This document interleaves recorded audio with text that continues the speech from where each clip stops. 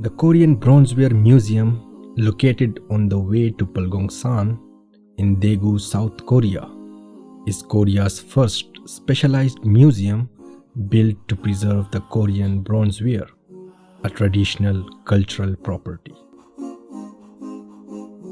The museum houses 1,489 items of bronzeware in 275 types, donated without compensation by Mr. Lee, who made and collected bronzeware.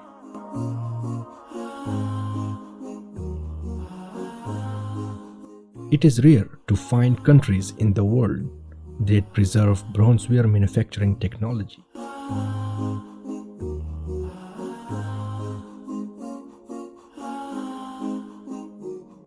There are dedicated rooms for bronzeware utensils, donated items, and reproduction room.